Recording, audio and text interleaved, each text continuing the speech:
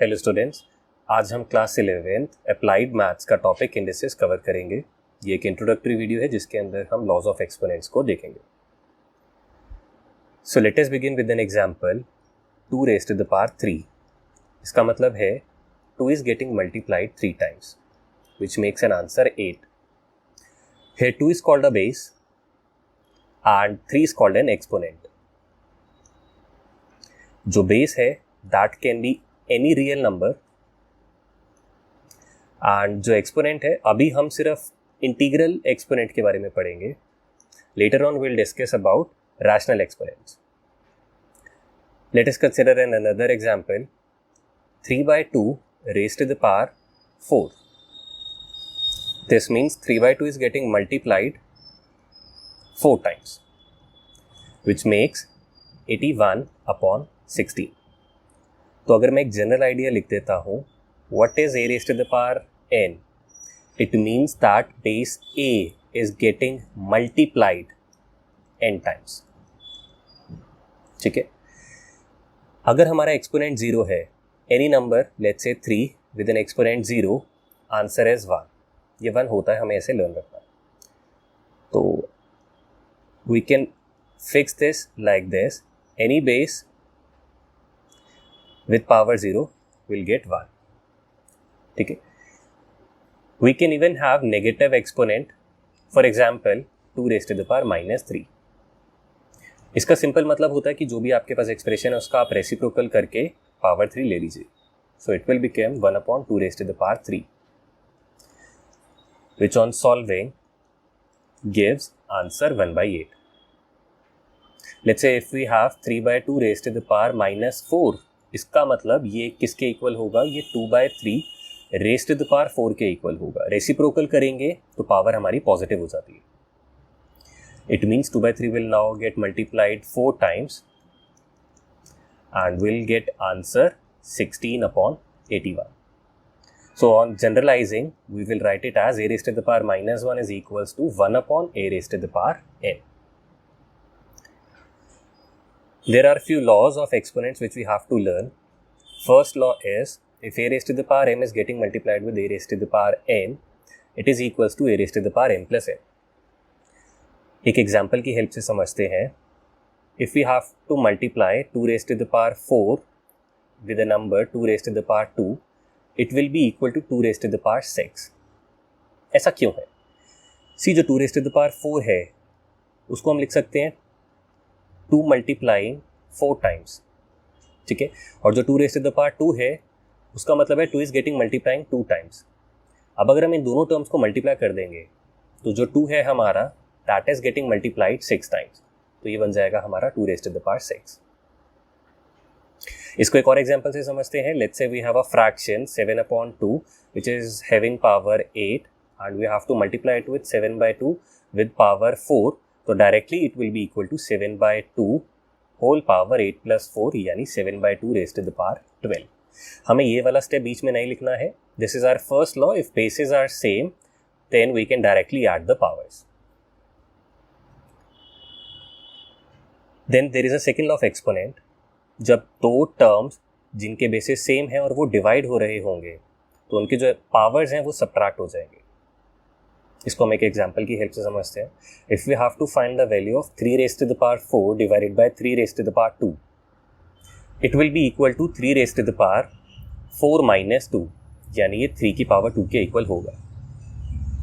ऐसा क्यों है? यहाँ पे जो न्यूमरेटर है it is having 3 raised to the power 4, यानी in the numerator 3 is getting multiplied 4 times. In the denominator 3 is getting multiplied 2 times. दो हमारे 3 जो है वो कैंसल आउट हो जाएंगे, will be left out with 3²। तो सिंपल, अगर बेसिस सेम है और डिवाइड हो रहे हैं तो दोनों के एक्सपोनेंट्स सब्ट्रैक्ट हो जाएंगे। Same laws follows for any other base. एक और एग्जांपल से कंसिडर करते हैं। If we have 7/3 having power 8 and we have to divide it with power 4, so ये किसके इक्वल हो जाएगा? दोनों के बेसिस क्या है? 7/3 सेम है ना।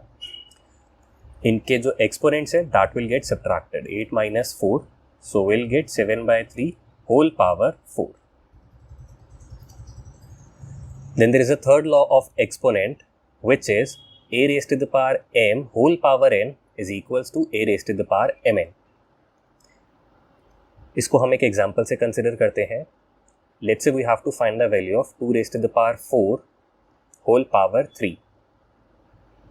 Now what does this expression mean? This expression mean that 2 raised to the power 4 is getting multiplied 3 times. तीनों के बेसिस क्या है? सेम है. By the help of first law, what we can do is we can write it as the sum of all the 3 exponents. So it will become 2 raised to the power 12. तो directly अब हम क्या करेंगे? In order to prevent these steps, 2 raised to the power 4 whole power 3 will be directly written as 2 raised to the power 4 into 3. So our answer will be 2 raised to the power 12. If we are having any other number, for example, minus 2 upon 5 whole power 4, it is having power 5. So it will be equal to what? Minus 2 by 5 whole power 20. ठीक है. कैसे आया 20? हमने दोनों exponents को कर दिया multiply. Next, there is a fourth law in which if 2 terms are multiplied and they have a common power, तो ये इसके इक्वल हो जाता है a raised to the power n into b raised to the power n. Again इसको एक example से समझते हैं. लेट्स से 2 and 3 are getting multiplied and having power 4. So this expression will be equal to 2 raised to the power 4 product of 3 raised to the power 4. ठीक है. तो ये रिवर्स भी काम करता है. If we are having some expressions like 5 raised to the power 3 multiplied with 4 raised to the power 3, so it will be equal to 5 multiplied by 4 whole power 3, so it will become 20 raised to the power 3. Now let's consider nth root of a positive real number. इसको consider करते हैं एक example की help से. If you are having let's say an equation x raised to the power 4 is equals to 81. तो what is the value of x? ये ऐसे लिखा जाता है x will be equal to 81 raised to the power 1 by 4. तो जो answer होगा वो फोर्थ रूट होगा किसका? 81 का. इसकी वैल्यू को हम कैसे फाइंड आउट कर सकते हैं? हम 81 के फैक्टर्स निकाल देते हैं. 81 when factorized can be written as 3 raised to the power 4 whole power 1 by 4. जो हमने अभी थर्ड लॉ ऑफ एक्सपोनेंट पढ़ा था कि अगर किसी टर्म के पास 2 पावर्स होती हैं, ये दोनों पावर्स मल्टीप्लाई हो जाती हैं, it will become like this. Our answer will be 3 raised to the power 1. So on generalizing, if there is an expression like x raised to the power n equals to a, then what is value of x will be a raised to the power 1 by n. इसको हम nth root of a भी बोलते हैं. दो examples की help से इसको हम समझते हैं. We have to find the value of 8 by 27 whole power 1 by 3. 8 by 27 can be written as 2 by 3 whole power 3. ठीक है. और इसके पास एक्सपोनेंट है 1 by 3. Now these two exponents will get multiplied, will get 2 by 3 raised to the power 3 into 1 by 3. Answer will be 2 by 3. Consider करते हैं एक और example. Here we have to find 1 by 5th power of 32 by 243. Here 32 can be written as 2 raised to the power 5. 243 can be written as 3 raised to the power 5. So again, this expression 32 upon 243 whole power 1 by 5 is written as 2 by 3 whole power 5 having an exponent 1 by 5. अब यहाँ पे again same वही law applicable होगा. ये दोनों exponents multiply हो जाएंगे, so it will become 2 raised to the power 5 into 1 by 5 and our answer will be 2 raised to the 2 by 3. Next अब हम कंसिडर करते हैं कुछ एक्सपोनेंट्स जिनकी पावर कुछ ऐसे टर्म्स जिनका एक्सपोनेंट एक रैशनल नंबर है. We have to find the value of 4 raised to the power 3 by 2. For this, we can write this expression as 4 raised to the power 3 whole power 1 by 2. What is 4 raised to the power 3? 64. Now we have to take square root of 64, so our answer will be 8. This can also be done as This way 4 can be written as 2 raised to the power 2. We have to find the value of 4 raised to the power 3 by 2, so it will become 2 raised to the power 2 whole power 3 by 2. Now these two exponents will get multiplied, it will become this. So our answer will be 2 raised to the power 3, 8. ठीक है, so it's up to us, हम किसी भी तरीके को approach कर सकते हैं. Now let's say we have to find minus 8 raised to the power 2 by 3. तो minus 8 can be written as minus 2 raised to the power 3.